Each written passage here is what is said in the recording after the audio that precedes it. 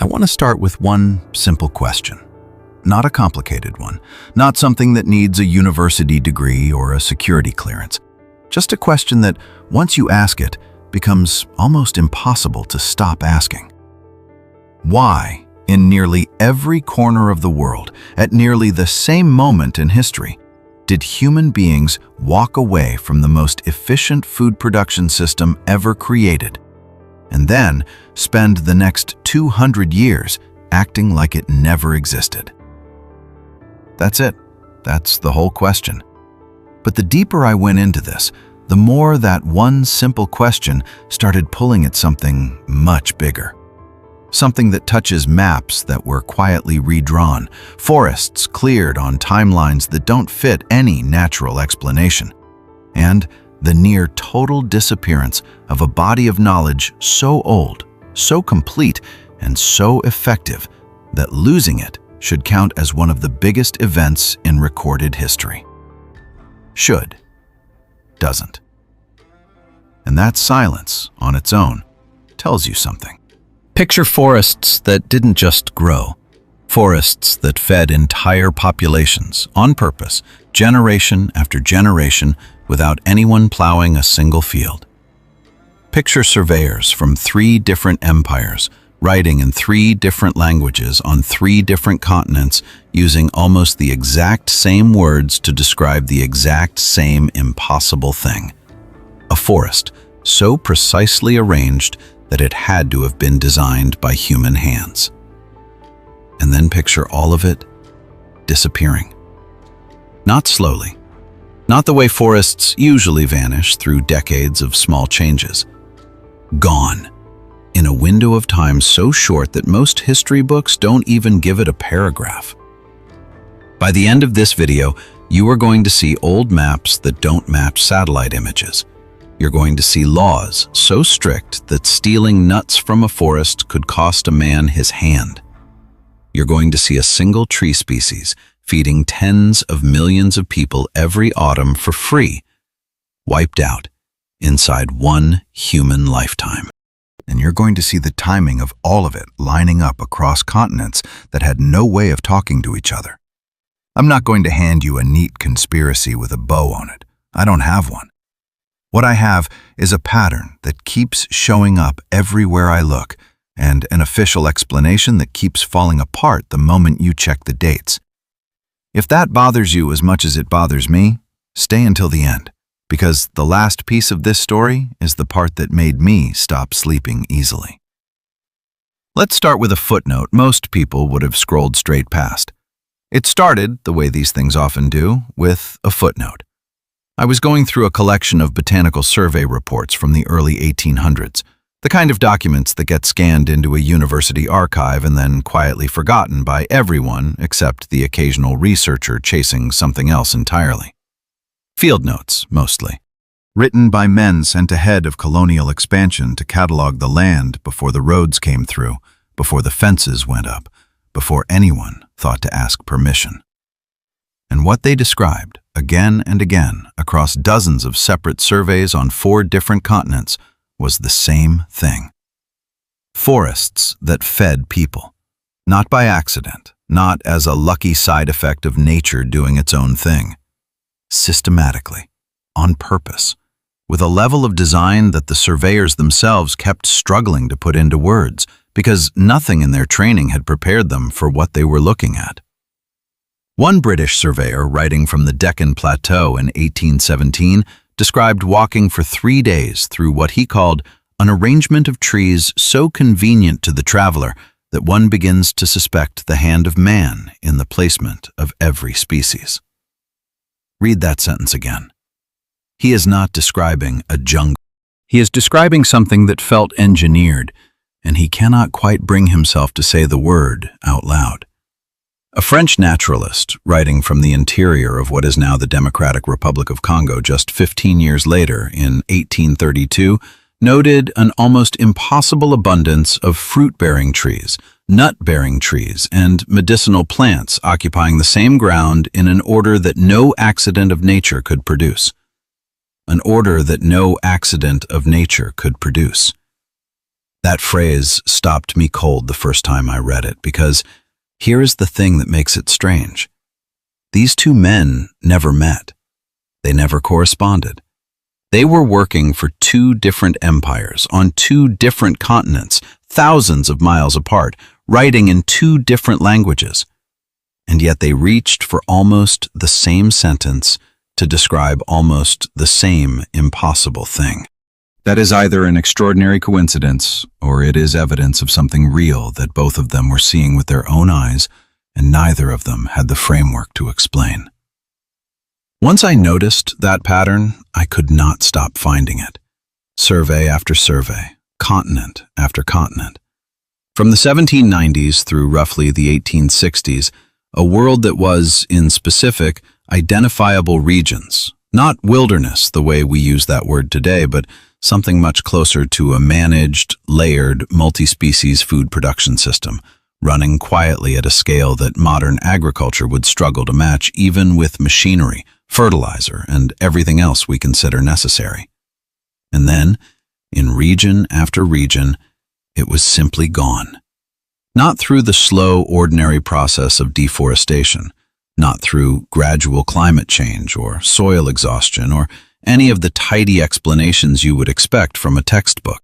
Gone, inside a window of decades so short that the transition barely shows up in the official record at all. Blink, and you miss the whole thing happening. This raises the question that everything else in this video is really built around. If these systems were feeding people for centuries with almost no labor and almost no cost, what exactly were people in power in half a dozen different empires so eager to clear away? And why did it happen at almost the same time on almost every continent, without any of them, on paper, ever talking to each other about it? Let's start where the documentation is the strongest, and the excuse offered by history is the weakest. Let's start in England. England gives us something the other regions don't: paper. Real documentation, stretching back nearly 1,000 years. And that is exactly why it's the strongest place to start pulling this thread. Most people hear the phrase royal forest and picture a hunting ground, land the king kept for chasing deer while ordinary people stayed out. That's part of the story, but the moment you actually open the Doomsday Book from 1086 and the forest surveys that followed it, the simple hunting ground explanation starts to fall apart. At their peak, the royal forests of Norman England covered somewhere between 1/4 and 1/3 of the entire country. Not a park, not a estate, 1/4 to 1/3 of an entire nation, set aside under a legal system so severe that a man could be blinded, mutilated, or executed for taking game from that land. That's the part everyone remembers. Here's the part almost nobody talks about. You couldn't just poach a deer in these forests. You also couldn't cut timber. You couldn't clear land inside them. You couldn't farm them. You couldn't graze animals there without a specific license. The restrictions weren't only about protecting a king's hunting pleasure. They were about protecting the entire ecosystem, intact, as a system. And the exceptions to those brutal laws are the real clue. Common of mast, common of pannage, common of estovers.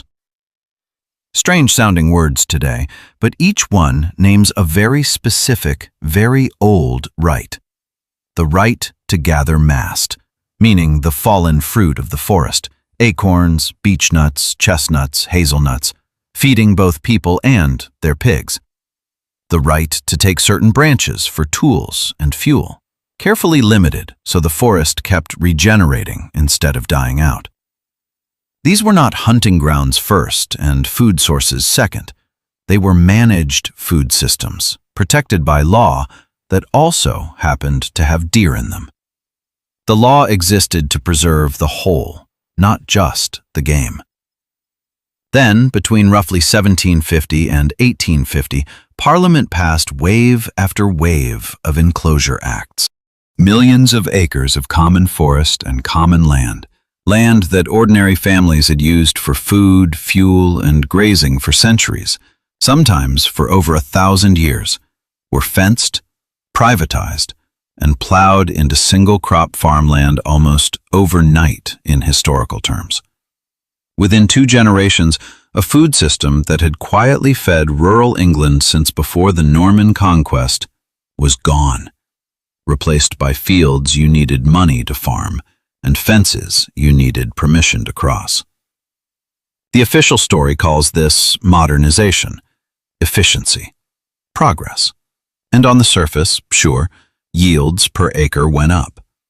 But look closely at who wrote these laws, who benefited from them, and what actually replaced the old system. Not a system that fed more people for less effort. A system that required you to buy seed, rent land, and sell your labor just to eat. A system where nobody could simply walk into a forest that had fed their grandparents and take dinner home for free. Once you see that shift clearly, it's very hard to keep calling it an accident of progress.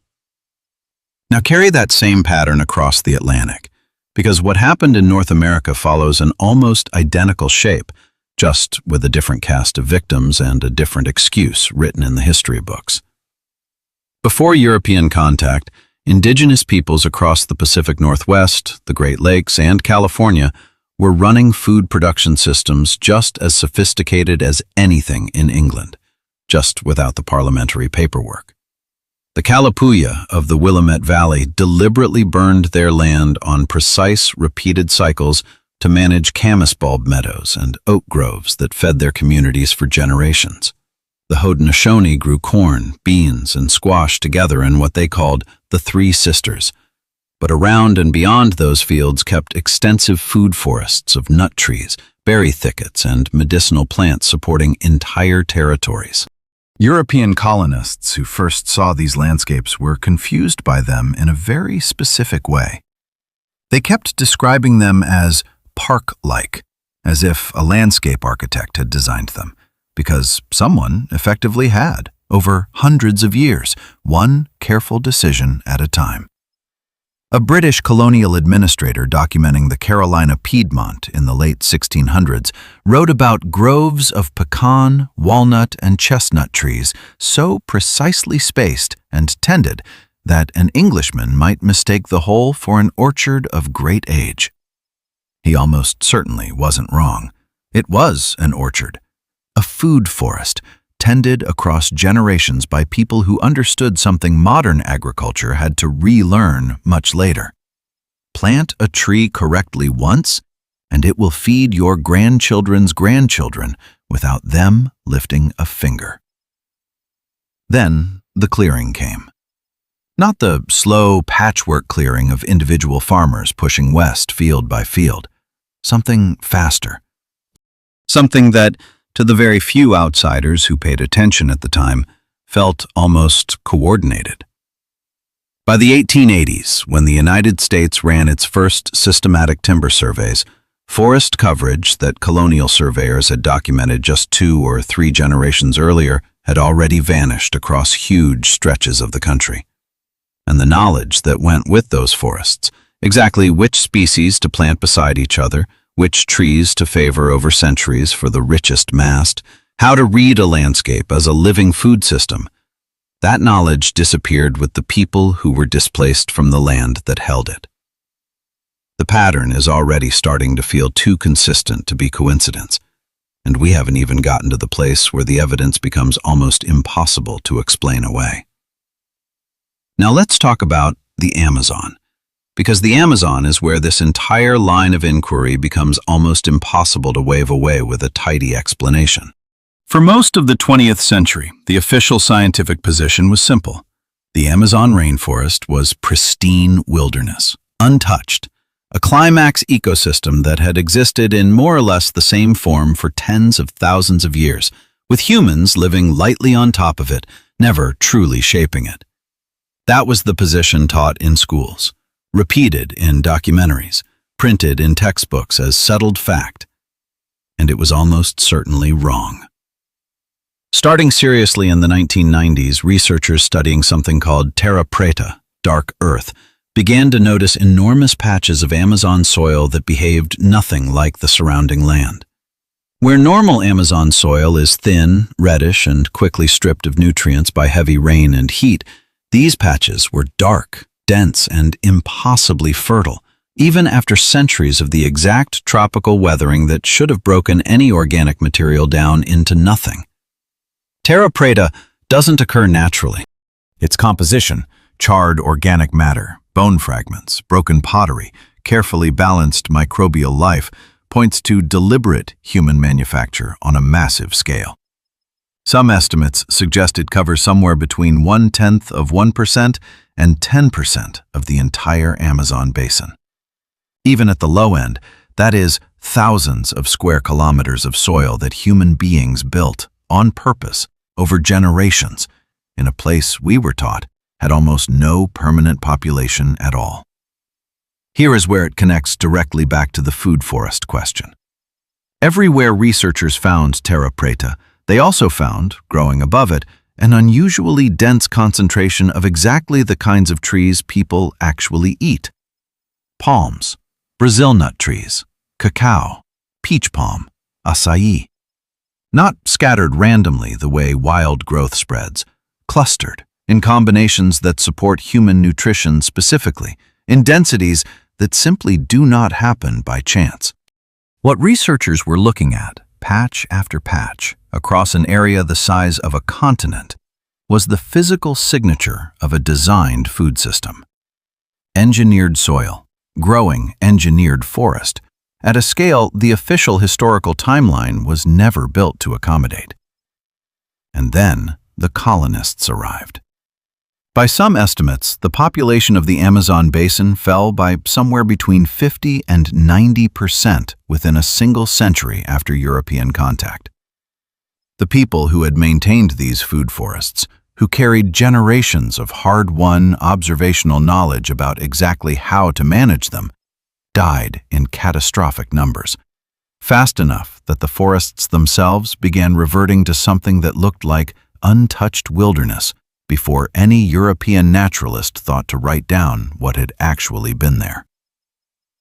The standard explanation is disease.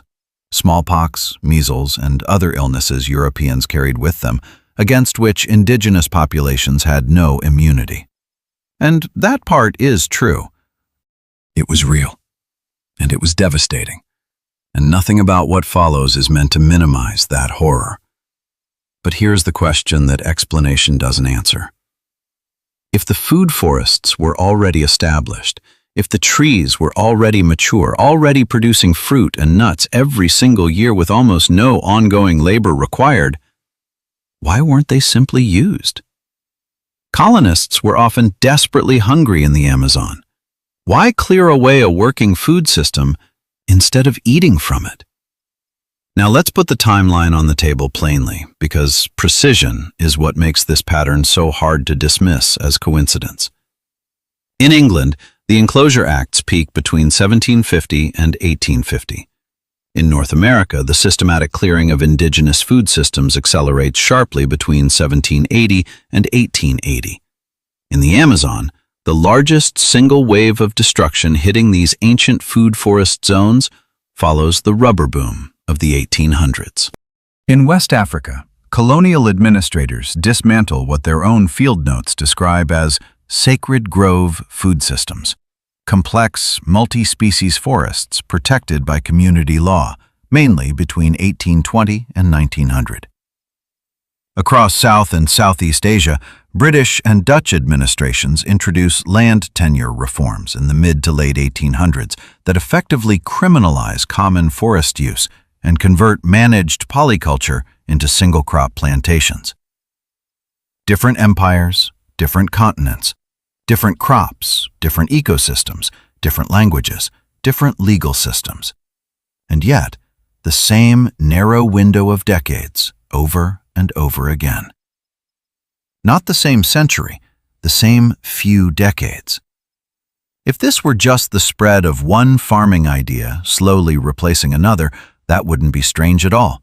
because monoculture farming already existed in Europe for thousands of years before this period. What's strange is the scale, the speed, and how universal it was, arriving in unconnected empires within a suspiciously tight time frame, with no official record of coordination between them. Now hold that thought, and let's look at a single tree, because one species makes this entire pattern painfully concrete. Before 1904, the American chestnut was arguably the single most important food tree in the eastern United States. It grew from Maine down to Georgia, from the Atlantic coast into the Ohio Valley, making up roughly a quarter of all trees in that entire eastern forest. Every single autumn, with zero human effort, it dropped enormous quantities of nutritious, easily stored nuts. Indigenous communities had built it into their food systems for thousands of years. Rural Appalachian families depended on it heavily well into the 1800s. City dwellers bought roasted chestnuts straight off the street. In 1904, a fungal blight arrived, reportedly through imported Asian chestnut trees brought to the Bronx Zoo. By 1940, roughly 4 billion American chestnut trees were dead. 4 billion. The fastest, most complete collapse of a major food species ever recorded, wiping out free, abundant, decentralized calories across an entire region within a single human lifetime. The official story calls it an accident, a tragic import mistake. But look again at the timing. This tree died at precisely the moment industrial, centralized food production was rising to replace small-scale, local, self-sufficient food sources.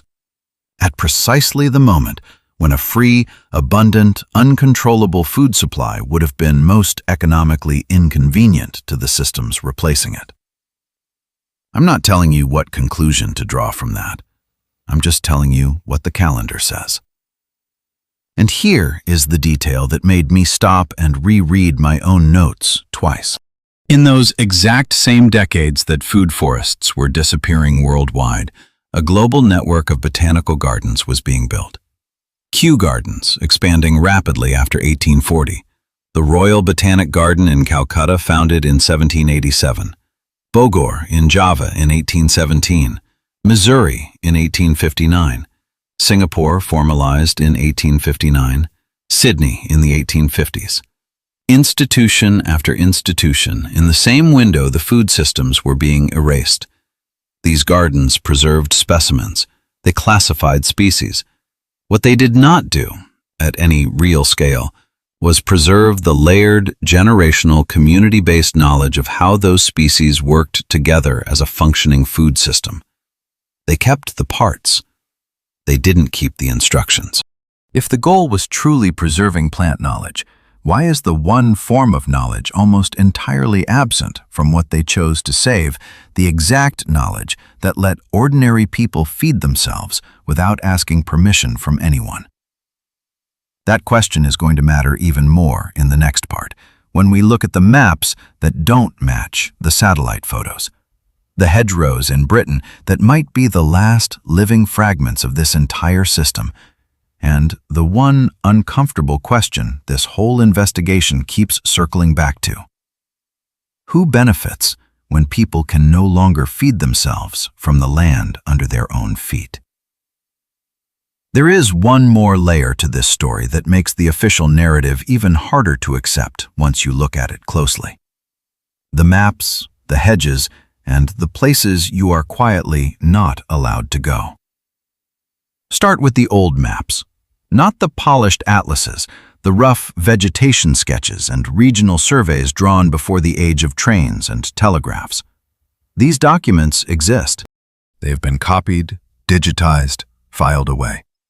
If you put them side by side with modern satellite imagery of the same regions, a strange pattern appears very quickly. The old maps keep showing dense, mature, mixed forests in places where the modern deforestation story says there should never have been such forests at all. Interior West Africa, in surveys from the 1820s, is drawn as continuous forest belts across zones that climate models today call savanna. Early Portuguese maps of coastal Brazil show forest types and species mixes in areas that modern ecology says are wrong for them. The standard explanation is bad cartography, primitive tools, artistic license.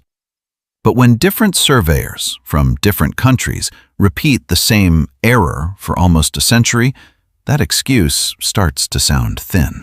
There is a theory, and I am not ready to claim it's fully correct, but I'm also not comfortable dismissing it outright, that what these early surveyors were actually drawing was not wild forest at all.